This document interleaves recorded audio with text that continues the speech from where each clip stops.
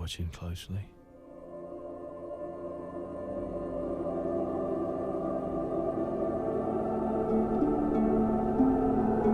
The Prestige acts as a perfect example of how the magic of movies can be used to help enhance a story and make it so much better.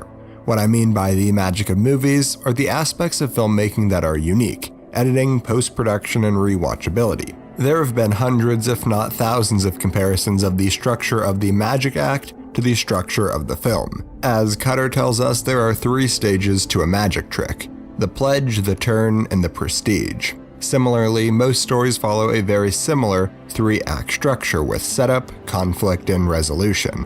When you boil it down to its simplest form, The Prestige is a movie about manipulation. We see characters lie to one another, steal ideas, and trick one another. In addition, there is never a reliable narrator established, so we as the audience can never be sure who to trust, which brings us to the second kind of manipulation.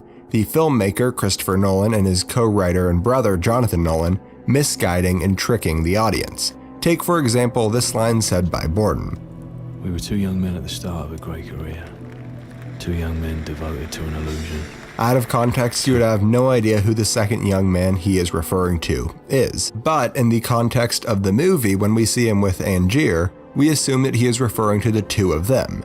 But once we take that line into the context of the entire story, it becomes clear that the 2 young men in question are actually Borden and his twin brother, Fallon. As Angier tells us, the 2 men had just met. Describes a show at the Orpheum Theater. That was days after he first met me. There would be no way of Borden knowing that they would have a great career together.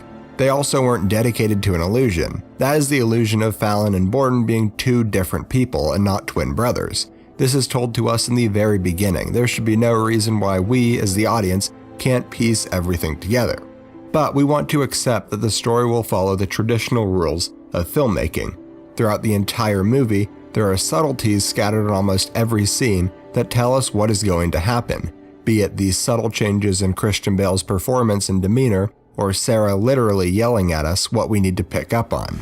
No, Alfred, stop. This isn't you. Stop performing. But because we are so conditioned to movies telling us what we need to know, we don't have any incentive to look on our own. Unlike a real magic trick, this movie lays out its secrets. The end of the movie ends with a giant revelation. It tells us everything that we missed up to that point. A big idea in this movie is that of magicians going back and studying other magicians to try and learn their secrets. Oftentimes, no matter how many times they go back to try and learn the other's trick, they're unable to. There is no revelation in a magic act. Similarly, imagine if the film cut off the last 10 minutes when everything is revealed. We would be asking ourselves if this is a movie about people who can actually do magic, but as we learn, in this movie, there is no magic. Nolan himself also didn't summon the ending out of thin air. Instead, he had the answer there the entire time. This movie's revelation is that there is no magic, instead just good showmanship and science. This is the struggle that Angier faces throughout the entire movie. He wants to believe that there is more to life than just an illusion. He searches for something, giving up years of his life in order to try and achieve it.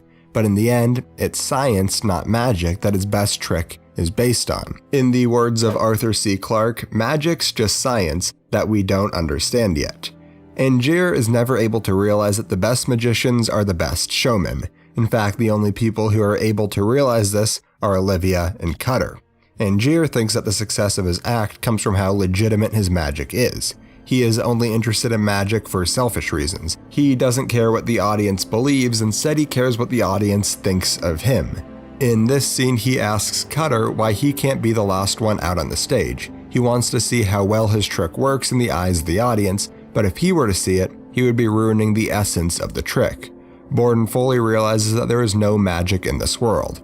He spots the trick done by Chung Ling Soo because it's the same trick that he has been doing his entire life, putting up an act when he is both on and off stage. He sees a magician as an entertainer, as a career. He has a better understanding of the physical world, which is why in the end, he comes out on top of Angier.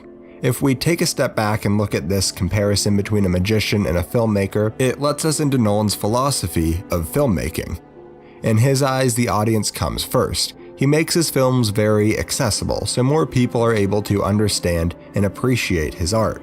At the same time, he doesn't let that get in the way of the quality of his different films. In order to be a good storyteller, you need to first understand how the story will be told and what is the best way of conveying every aspect of it. The order of information matters, and the way in which we are told this information matters.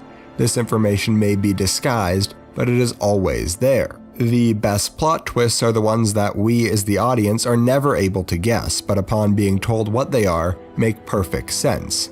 That is what this movie is able to do perfectly, subvert our expectations long enough so that we don't see the twist coming, but then once we know what it is, it makes sense the entire time. Nolan uses traditional manipulation in order to tell the story. He'll ask you to look one place while he hides the answer somewhere else. He relies on people's assumptions, and because of that, he is able to trick the entire audience. This is the same technique that Jonathan Nolan used in Westworld. If you're not aware, the show was created, produced, and written by Jonathan Nolan and his wife Lisa Joy, and implements the same techniques used in The Prestige. Now, I won't be spoiling anything in Westworld, but for those of you who have seen it, think about how time is used, or the way editing is used to morph different stories into one.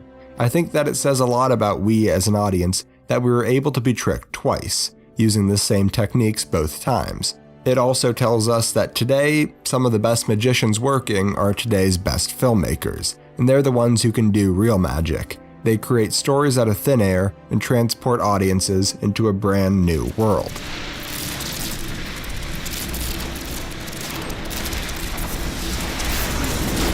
Thank you so much for watching. The Prestige is one of my personal favorite movies out there. It was a lot of fun revisiting it because it's one of those movies where upon every rewatch you notice something different about it.